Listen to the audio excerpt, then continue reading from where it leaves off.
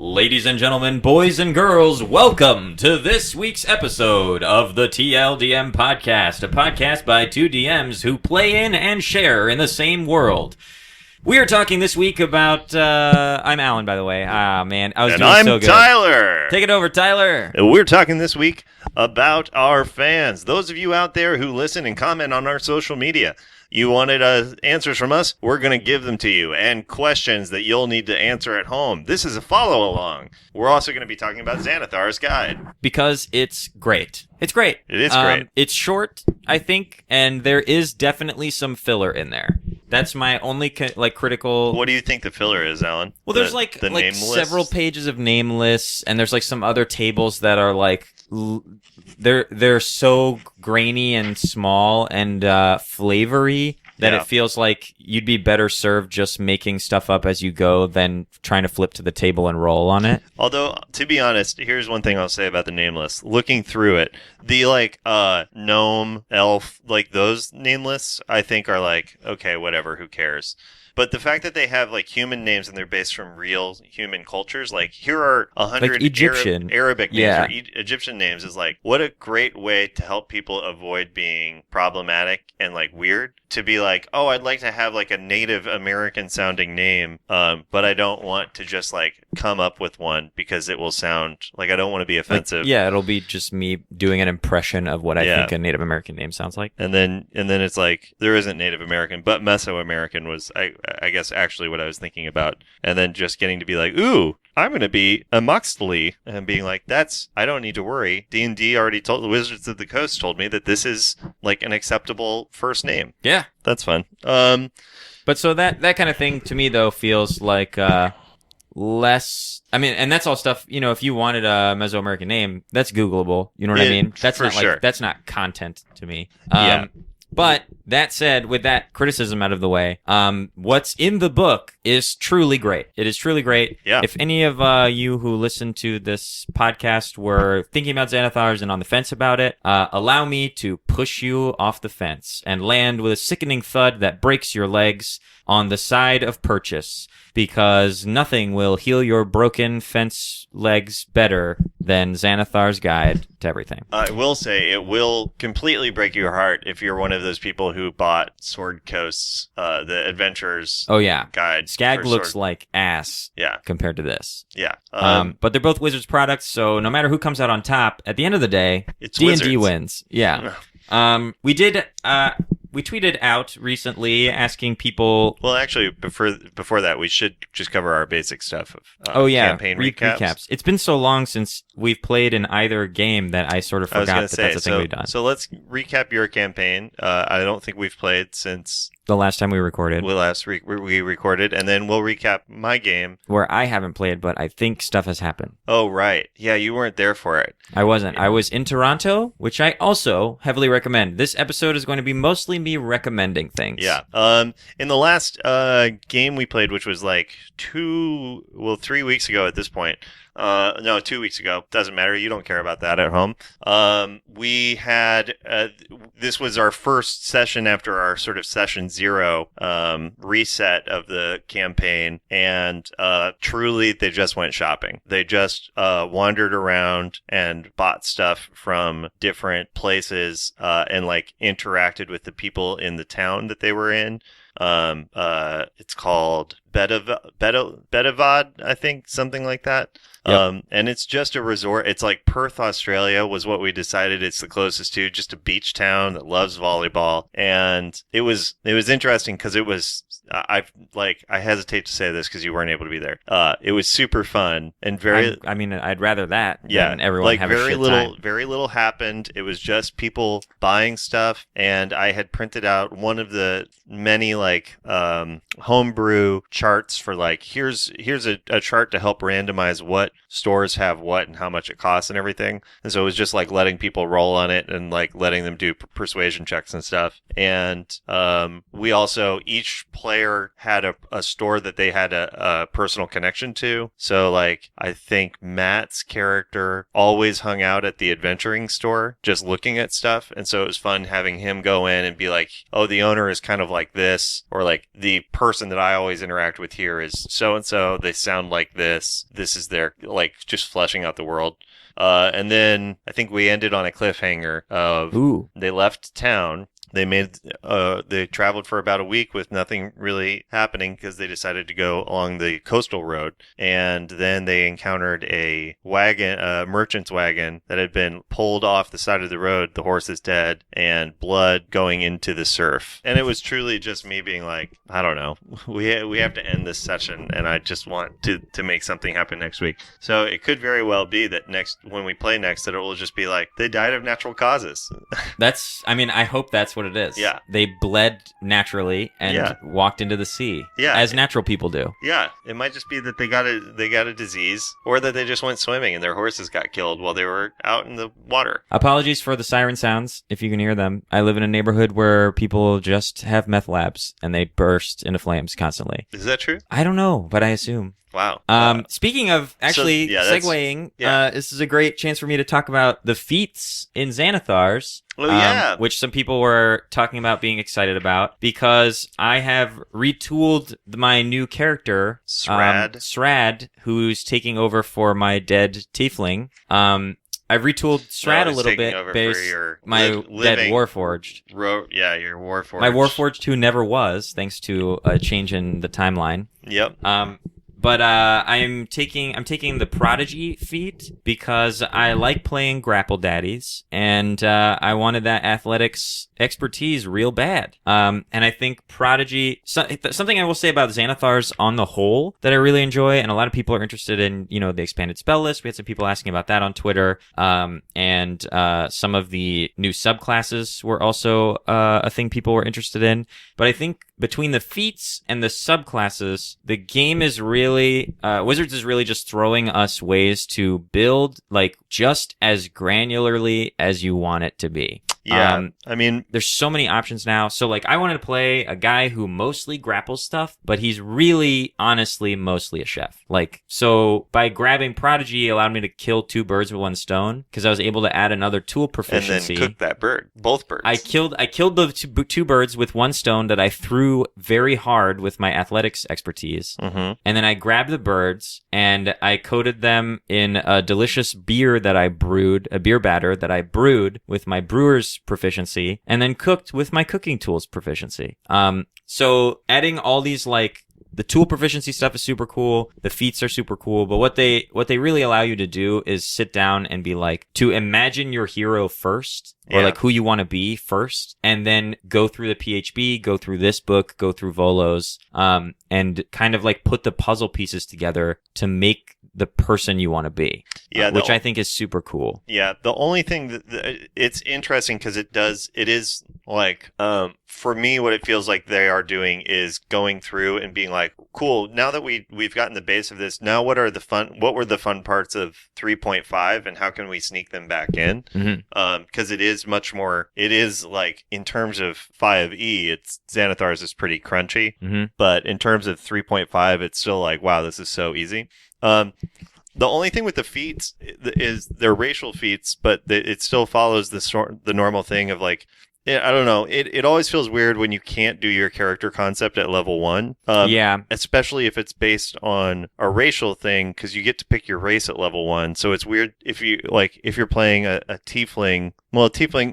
Some of these, it's like you just get it because they're magically based that you're pulling them up. But specifically like the half-orc orcish fury as an example, where you get to increase your stuff and hit harder and have more access to stuff. It's just it's really weird to like earn that. Yeah. Or like Dragonhide, like feels like something you just have always had as a Dragonborn. It feels like one you should have always had, or like even in the I think either in the Elemental Evil add-on or whatever, when the Sverfnibelin You're saying it right. Yeah, when they got added, and it was like you get the feat of like deep gnome magic, Mm-hmm. and it's like, well, that should be innate. Like, why does it take four levels before I get this thing that you're saying that all of the rest of my people already have? Yeah. It just feels a little weird. But It's weird, yeah. It's like understandable mechanically, but feels strange yeah, to play. which is totally fine if you're starting at level 5. Right, and like my character is taking over for a dead character and starting at level 8, so it's super easy for me to be like, yeah, I'm just gonna turn one of my ASIs into a feat, and I just get to feel like I've had it all along, which is fun.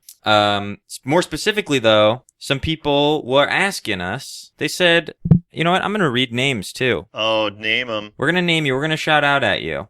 First of all, shout out to Daniel Stewart over at Tabletop Tapes on Twitter for just being a cool guy and like tweeting at us from time to time. Yeah. We like that. Yeah. Daniel, you just got a shout out. Daniel, that's a shout out for you, dude. Cash that in on our Twitter and find out what it's good for. You got a big SO.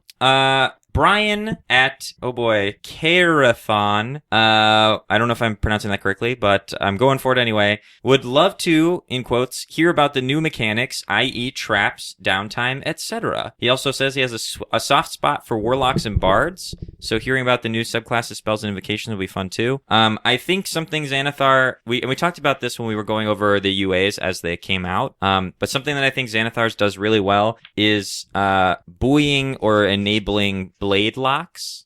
Yeah, because we definitely need that. Yes. That's definitely, absolutely no sarcasm in my voice whatsoever. Are you being sarcastic? Yeah, I'm being completely sarcastic. What do you hate about blade locks? It feels to me like somebody trying to be an edgelord one-man machine, like somebody like not in like good at everything, but all of the everything that's the least interesting to play. Oh, right? Wow. I could not disagree more. Blade Locks feels like it fully pushes on the combat pillar of the 3 pillars and is like completely being disengaged with the other 2 pillars of play. That's fair. I think that's fair. But in a way that even like a fighter doesn't necessarily have. I was going to say, because it feels Eldritch Knighty to me. But Eldritch Knight, at the very least, Eldritch Knight also gives you like, I don't know. Yeah, I suppose Eldritch Knight forces you to do things to your environment or to other people. Like a warblade, like a warlock fighter, is just somebody who is good at killing stuff and doesn't do anything. Like there's no other flavor that they have to me other than like I'm dark and brooding and really good at killing stuff. Oh man, I see, and I felt the opposite. I feel like all the warlock options, especially the expanded invocations, only make warlock the most customizable class. So I think having options in there, because the problem with Bladelock before was that it was like, why would I ever play a Bladelock aside from flavor alone? Why would I ever play a Bladelock over an Eldritch Knight or over like a rogue or over a ranger or one of the other half-caster classes that are more durable and still get the spellcasting and are better in some capacities in the spellcasting regard because of the nature of the warlock's limited spell slots per short rest. Yeah.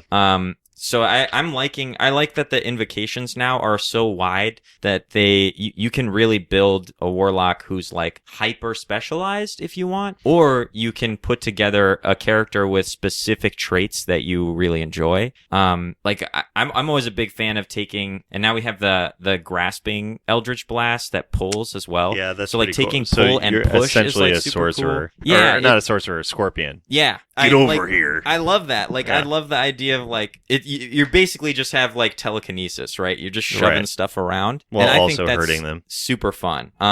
So even though it may not be mechanically beneficial to take both of those, like Repelling Blast and the new one, on top of each other, I mean, I'm gonna take it anyway because it just feels cool. It feels cool to me. I also like. I do love that they retooled and sort of incorporated the Raven Queen into the Hexblade. I did like that, yeah. And kind of like trimmed this because they kind of occupied the same space in the UA. Yeah, and I mean, the problem with the Hexblade was just that it became so confusing in terms of like, wait, is my patron this weapon I'm carrying around? Yeah. Or is my patron a different weapon That's granting me a weapon. That's granting me a weapon. This feels weird and dumb. Yeah, that is strange because I think the instinct is to be like, well, if my patron is a weapon, then probably I want to be a blade lock. But you're still not really using the patron, right?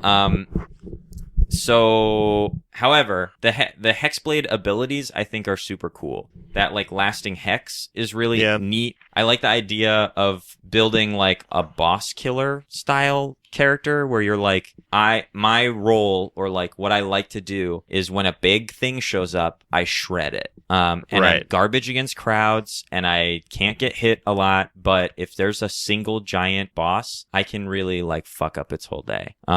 Is like a fun, interesting thing for me. Yeah, it's as always super fun to have like a character where it's like 90% of the time I purposely hang back and don't really do anything or participate because I can't do it well. So I like don't do anything, and then I jump in and I like one shot it on my own. I didn't know you hated warlocks so much. I don't. You hate blade locks. I hate blade locks. It's more I don't fully trust people who play warlocks as. It sounds like you've had like a bad experience and you're just pushing it onto. No, not even. It's more of just like it mainly I think for me is like what I was originally like super stoked about with Warlock is something that I don't feel like other people have been like value as much, which was like the idea of like hex and stuff, that it was like, oh cool, this is like a witch, like a classic like folklore witch type person, and somebody that has this like satanic pact style. And not even necessarily satanic, even just like a pact with something bigger than itself is so effective towards the roleplay and stuff. But then it's like, but actually like that's a really small needle to thread at the table. Because like everybody has to be like, because it's like essentially your patron can like get involved. It's like basically it's a thing where everybody has to be on board with it at the table for it to work. Otherwise, either you are less involved with it because the rest of the party doesn't care, or you are like separated from the party. Yeah. Interesting. In a way that like say even like a rogue, for example, doesn't a rogue can just be as much part of the group as it wants. A warlock always has something external to the group motivating them. So in terms of what you're seeing in the book, is there anything new about so far it sounds like, and please correct me if I'm incorrect, so far it sounds like you're saying that the new options provided for the Warlock subclasses and the invocations and the spells in Xanathar's are pushing Warlock further in a direction that you don't like. No, just is that fair? No, just Hexblade. Just Hexblade. Hexblade just pushes it to like it feels like really going out of like. I mean, for me, and it's just like my playstyle. It's just like really going far or down like a specific path to be good at fighting in a way that's like really convoluted. It's like picking. It's. I don't know. I don't have strong feelings about it. That's fair. Which is weird because of the three options, Hexblade is my favorite. That makes sense to me. I mean, it's very fun looking. My argument for that is that I think the Celestial Patron really makes me. It gave me an existential crisis about clerics in a way that I haven't had before. Which one? I think it's called it's just Celestial. Pact. Yeah. Gave me a weird like stutter step about clerics. Yeah, it gives me pause about the cleric class as a whole in a weird way, because now I am suddenly like, wait, why would you all play clerics warlocks? Right. Well, like, the flavor of it is literally the same as the flavor of cleric, where the only difference here being that you can be a divine or a celestial pact warlock and not like it. Right. Or like not worship that god, and they just chose you and there's nothing you can do about it. Whereas a cleric, there's a certain level of like respect that's in like fealty. Involved. Yeah. Yeah, I mean, yeah, it's an interesting thing. It feels I think the thing for me with Warlock is the class initially feels very cool, and then the more I like look and think about it, the more it's like it just starts to tease apart like the distinctions between the different classes in a way that starts to feel like, oh man, this feels almost problematic. Not really, but I don't think know. There's many cases where I've sat down and built a warlock and then ended up picking a different class altogether, because I was like, what I guess at the end of the day, what I'm trying to do here is more effectively done by a totally different class. Right. Like for me, I would always, for me with Warlock, it would always be, I would always only pick it because I want to have an external thing that like for the roleplay reasons. Yep. Of like, I want to be bound to this patron. And I do like that the expanded options for that. Yeah, it's super, super fun. I don't, you know what? Get out there and play Hexblades, everybody. Prove me wrong. Be fun at the table. Make space for other people. And I'm gonna play a Hexblade, and you're gonna like it. in my game? Yeah, dude. Okay. Or unless you're banning it. No, I would never ban. I don't ban anything. That's not true. Play an Eric Kokra. Wait, what have I banned? Didn't we ban gnomes for a while? No, well, there was game reasons why certain races were off limits for a little while because you guys were in a hellscape future where they'd been, the halflings had been Obliterated. But as I said, even then, you still can play a halfling. We just have to it just means you're the only halfling in existence, which is super rad. Yeah. In terms of the bard classes, just to hit to that point with people, I haven't looked at them as closely. I just got my book today because I'm an asshole and bought mine on Amazon and not through a friendly local game shop. I remember seeing them in the UA. None of the three of Glamour, Swords, or Whispers super appealed to me, but they don't not either. They seem like fun, specific things for, again, if you have a character build in mind, that there are ways to achieve stuff. Glamour looks fun. Glamour does look fun. I don't know how, because obviously, playability and then, mechanical power are two entirely separate conversations. Right. College of Glamour looks fun to me. If you have the right DM for it. Yeah, yes.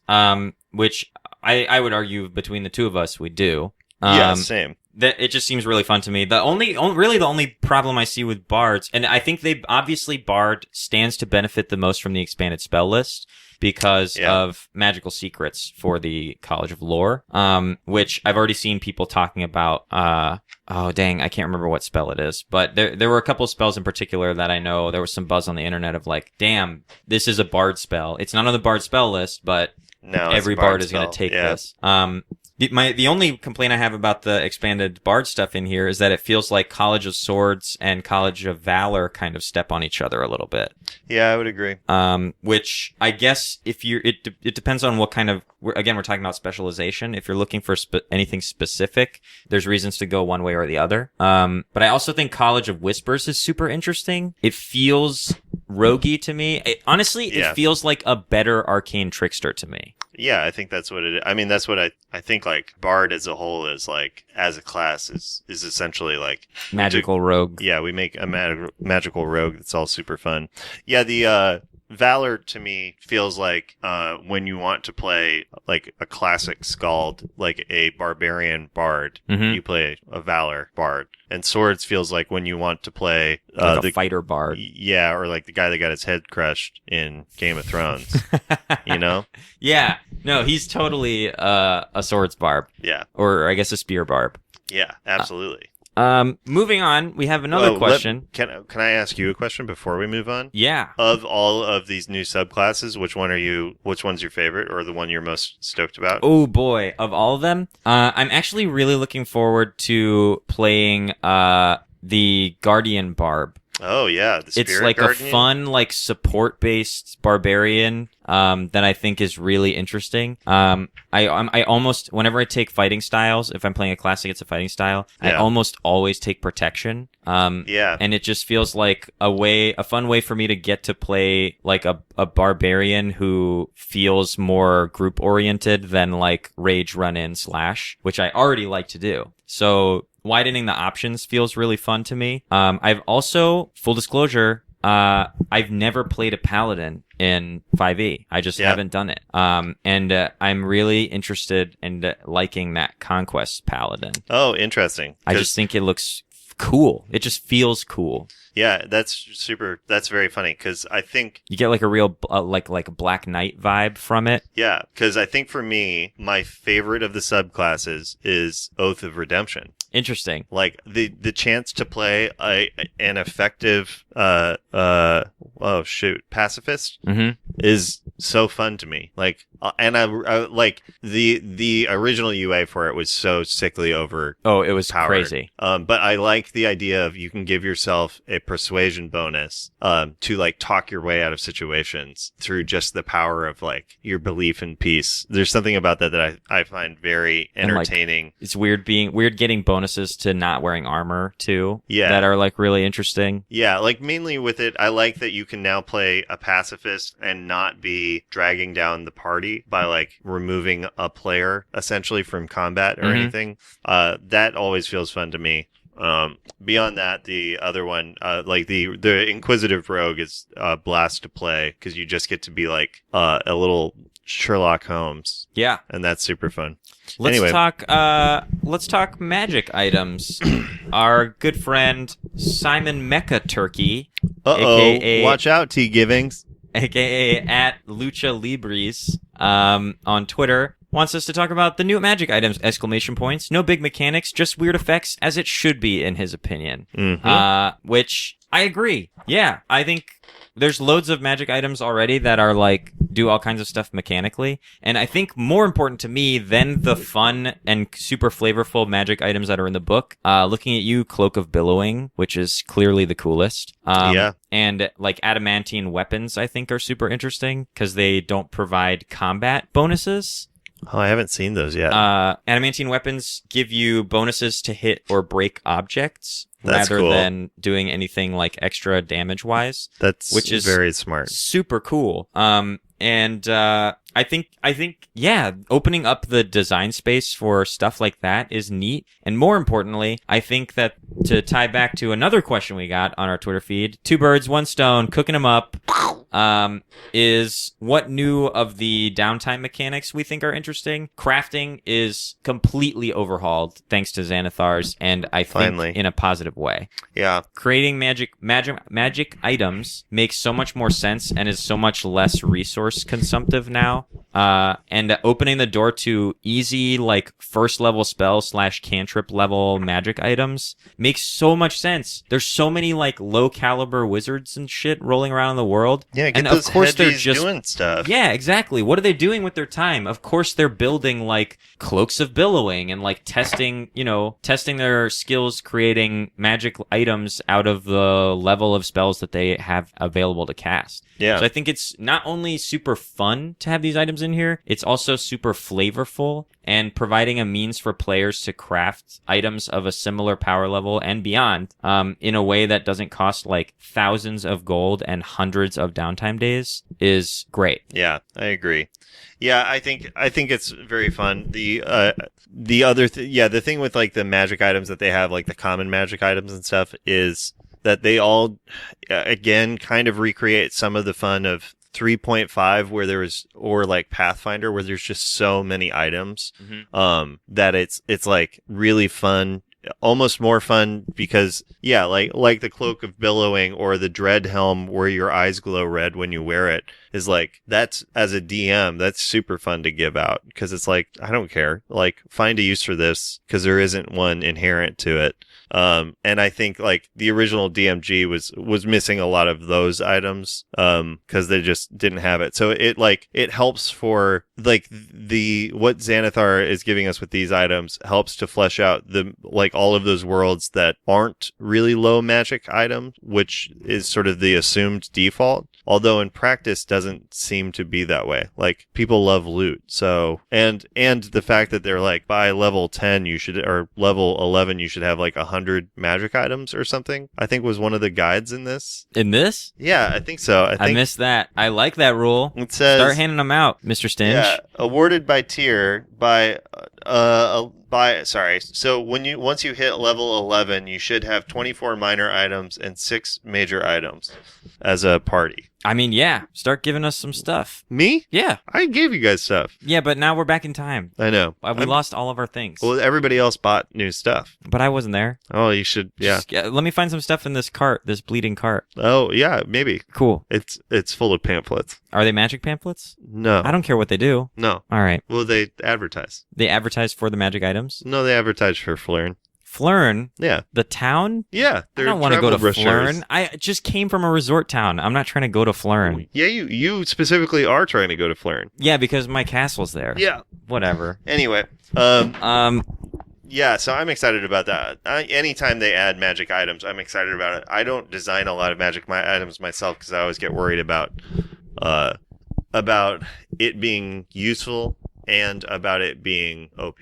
Yeah. So the more guidelines you can have of like, oh, that's fun. Like these common items, I think really make it a lot easier for DMs to like hopefully like dream up other dumb things that exist in their world. Yeah. Because they have more examples. Because I mean, like a lot of these effects, again, like Helm of Dread or Gleaming Armor, these are effects that are reproducible by something like Prestidigitation. Yeah. You know, this armor never gets dirty. That's literally just constant cleaning Prestidigitation on Yeah. it. And it's so simple, but it's like what it does is it plants you visually into your stuff and like into your look in a way that's different. And then, you know, because you never think about like the cleanliness of your stuff when you come out of a dungeon or whatever. But if you're in the middle of a bloodbath and then at the end of this battle you're standing tall and everyone's looking around and you're this like a gleaming suit of armor in this just swath of destruction, that looks and feels cool. Yeah. It feels cool. And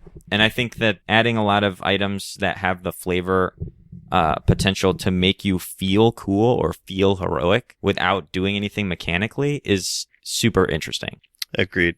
Well, towards that end, the one thing that I do wish they would add, they don't have to. It's so easy to add yourself as a DM. But one thing I really enjoyed in earlier editions was, or like in Pathfinder, for sure this is the case, is like the ability to add things to weapons or whatever. So for example, that you can like take armor and then you pay somebody like an magical armor smith to add like the condition of like clean to it, so that you can basically apply specific traits or conditions to anything that you own.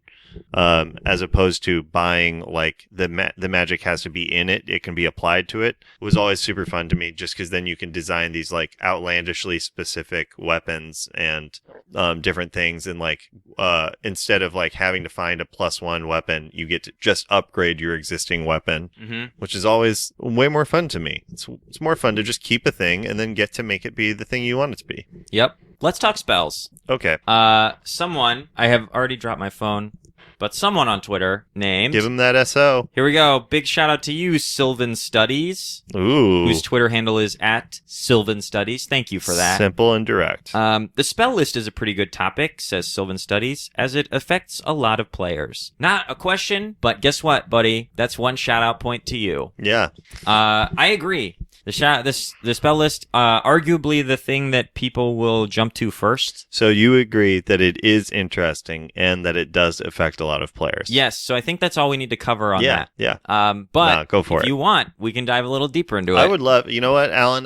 This is the one area I haven't had a chance to look at all. Ooh. So you tell me your favorites. Okay. And your least favorites. And your middle of the roads. Oh boy, that's a lot. Pick your 10, your 5, and your 1. Top 3? Okay, we can do that too. Wait, 10, 5, and 1? Yeah. One of each. Yeah. I'm going to go top 3 because I can't decide. Give me your top 3, a 5 Fight and a Greater 1. Steed is the first one that comes to mind. Yeah. That spell is the tightest. Yeah. So you haven't had a chance to see it yet. Are you familiar with it? I mean, I've seen people referencing it, so it's fairly easy to assume what it is. You get a flying horse. Yeah. Or like, a griffin. A griffin or something else. Yeah, that's awesome. And it's a dire wolf. So again, you want to talk about like, this combines mechanical benefit with, again, flavor, right? I want to be a knight who rides a giant wolf? Hell yeah. Hell yeah. That's the sickest. But you have to be a wizard, right? Paladin or wizard. Oh, Paladin gets it? Yes. That's great. Which is huge for Paladin. Only Paladin gets it. Oh, that's right. You're right. It's a Paladin spell only.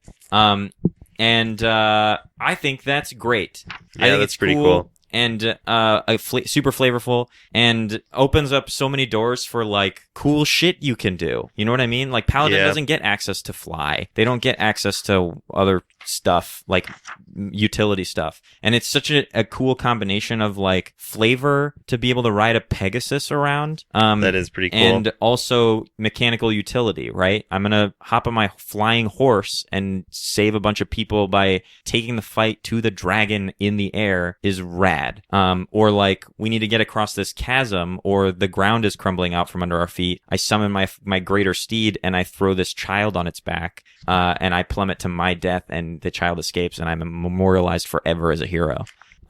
Pretty cool. Pretty cool. So I love Find Greater Steed. One of my top faves for sure. Close second, I think I'm a big fan of Mass Polymorph. Mm-hmm. I like regular Polymorph, so it stands to reason that Mass Polymorph should be soupity-doopity fun. That seems pretty self-explanatory. A spell I don't like, and I say this as a person who plays divination wizards from time to time, Mind Spike. Mind Spike. Mind Spike is a level 2 divination wizard spell. Okay. Which on paper doesn't seem so bad, but I was thinking about it in the context of actually being a divination wizard. And for those of you who haven't played that subclass before, divination wizard gets access to an ability that I can't remember the name of at a level I can't remember the number of. But what it does is whenever you cast a wizard spell, or excuse me, specifically a divination spell of first level or higher, you regain a spell slot of a lower level. Okay. So giving divination wizard access to Mind Spike as a damaging spell at second level, I think is potentially bad. Because as a damage spell, what it means is, as a divination wizard, I blow through all my first level slots, and then I start casting Mind Spikes to deal damage and regenerate my first level spell slots at the same time. Yeah, that's and tough. then I cast Mind Spike some more at third level to get my second level spell slots back, burn through my first level spells again, and cast Mind Spike at second level some more. So it starts to become an exponentially regenerating spell problem, specifically for that class. Because I think, I might even be wrong. Mind Spike you can cast at a higher level, right? Let's double check the book. I have it on my lap right now. Great. Mind Spike is not Mighty Fortress. Mind Spike you can cast at higher levels. Yeah, so that's a potential synergy problem that either I am misunderstanding how those rules interact, or might have been an oversight. Maybe there'll be a sage advice out there at some point to clear that one up. I also think flavorfully giving divination wizards access to direct damage feels weird to me. Yeah. I don't know. It feels like it flies in the face of what the school of magic in my heart and soul is supposed to represent, which is like being a step ahead of the game and like knowing everything, even things that haven't happened yet. Yeah. So that's how I feel about that. That makes sense to me. I think there are a lot of middle of the road spells that are like, I'm like, oh, this is cool, but they follow kind of the same pattern that we've already seen of spells that exist, like Right. Charm Monster, things like that. I think Storm Sphere is super fun. That's like one that I like the visual or like the feel of a lot, but again, is just like another spell with a lasting effect that deals damage to things in an area.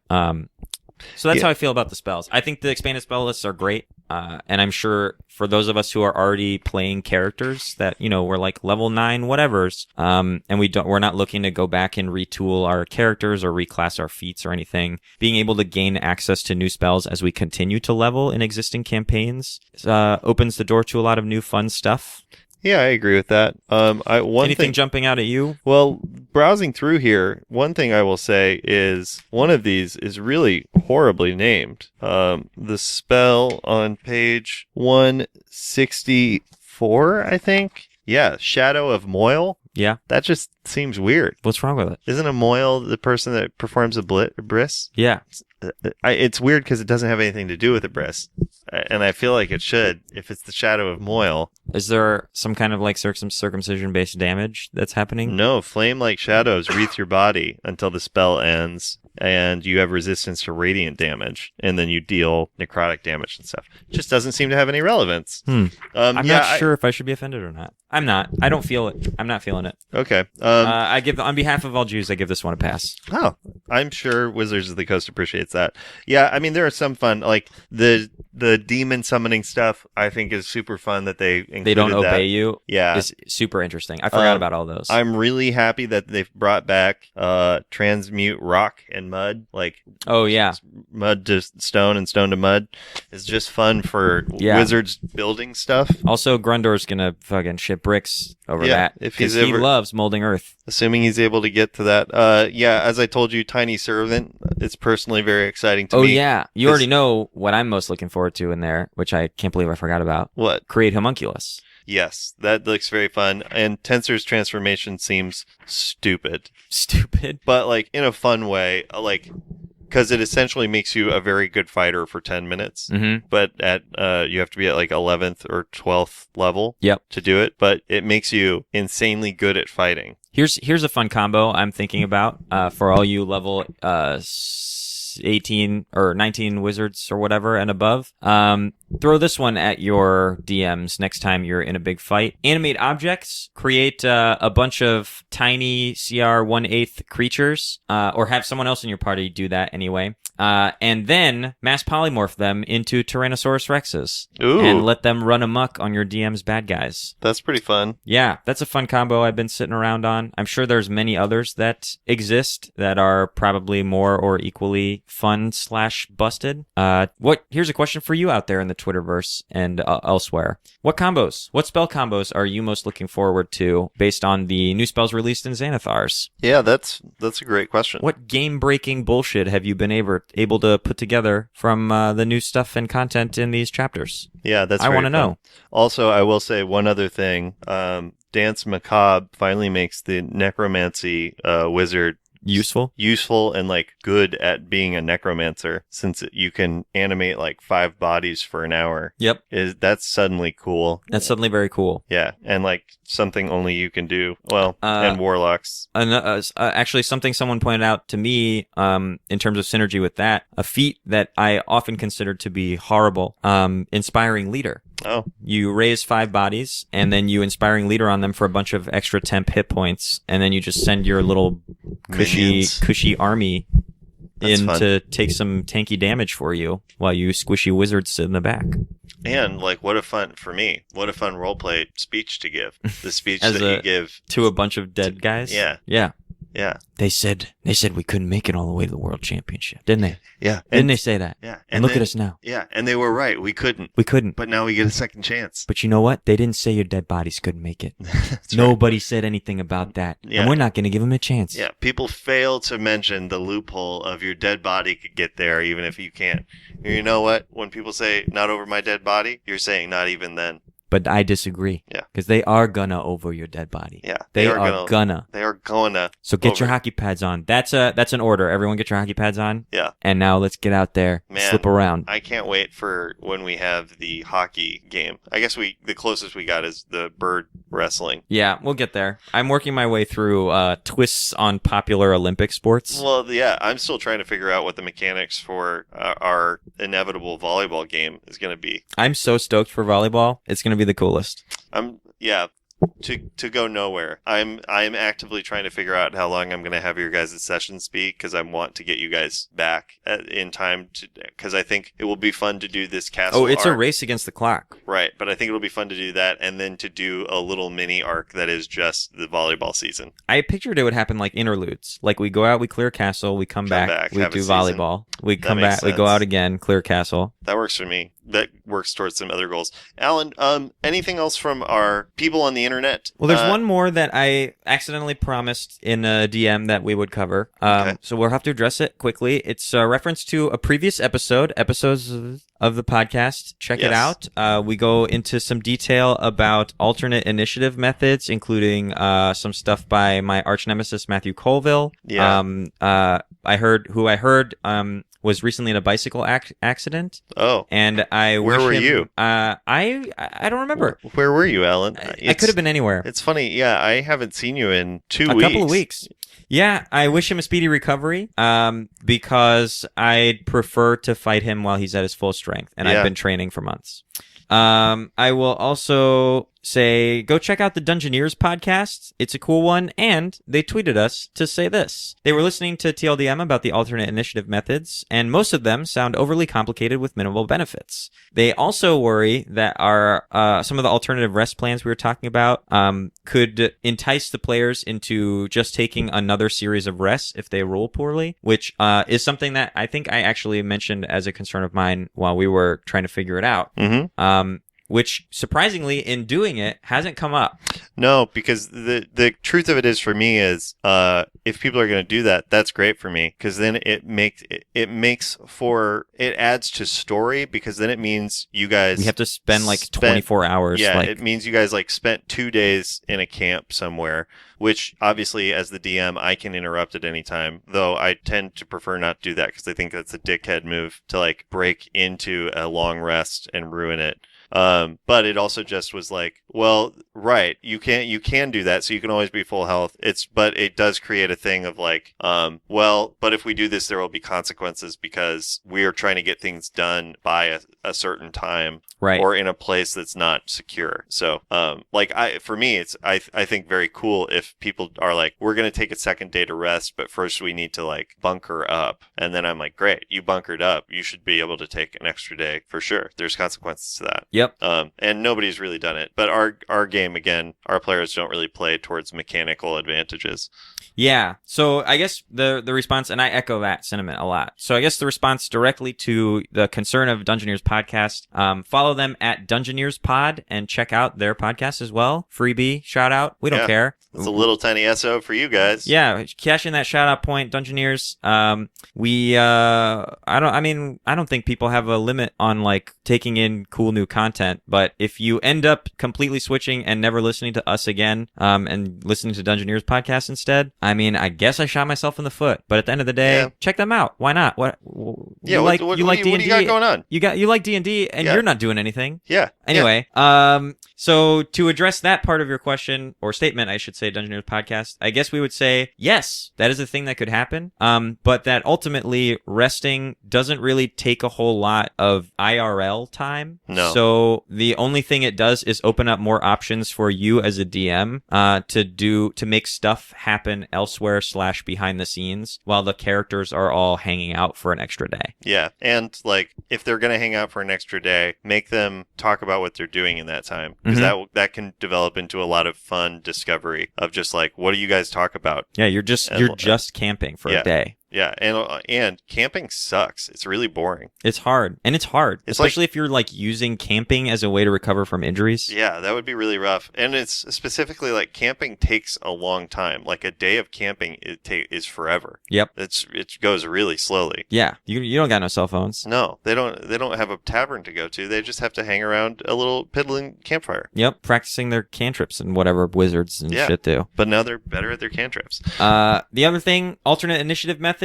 Yes, again, we definitely don't suggest or even encourage everyone to suddenly change or try new playstyles, but some of them can be really interesting methods of changing the way combat is run at the table. I know there are groups out there for whom combat is the slowest, sometimes even the most unfun part of D&D. And I think a lot of times that boils down to there being the amount of time that's passing by between their ability to do anything. Yeah. So, like, you take your turn, and then the next 3 people in a row are trying to figure out how to cast their spells most effectively, or, like, what they want to do. And then, 10 minutes goes by, and it's finally your turn again. And it breaks the game down into a very kind of, like, solo actions thing from time to time. So, presenting alternate initiative systems was, for us, a way to offer different groups or different DMs strategies to cater that part of the D&D experience to their tables. I know for certain I still use the old tried and true D20 plus initiative mod method, and we just go turn by turn like that. Which is mostly what we use in ours as well. We just changed what the initiative mod was. Yep. From Dex to Intelligence, which really has had little to no effect at all. Yeah. If anything, it makes us all slightly better at initiative because typically speaking, the monsters are worse at it. Right. And truth be told, I just don't bother adding anything. Well, then there you go. Yeah. But yes, I think for most, probably simpler is better. And that's just generally true. But if you are looking for different ways to approach combat or ways to simulate better simulate a real-time decision-making process in terms of combat, definitely check out our initiative and alternate initiative styles episode where we go over the Merle's initiative, the Colville stuff. It was hard to even say that, wasn't it? Look, it's no secret that Matt Colville does not think highly of me and that I have made him my personal foe. Yeah, if you look on the internet, it'll be hard to find Matt Colville saying anything about Alan because he has scrubbed the internet of any of his like numerous comments about Alan before the beef. He did reply to one of our TLDM tweets to specifically to extrapolate something that I said innocuously into an insult to someone completely different. Yeah, he really kicked up some shit. Yeah, so he's trying to throw me under the bus every chance he gets. And I mean, I don't know, look both ways. You know what I'm saying? Yeah. Anyway, I think that's all we got for today, right? Unless there's anything you'd like to add. No, just, I think some words of wisdom. Hit it. Okay, Alan, you know what? Today was a day of shout-outs, but you want to know what the best shout-out is? Yeah. Hey, you're a good friend! I'm blushing.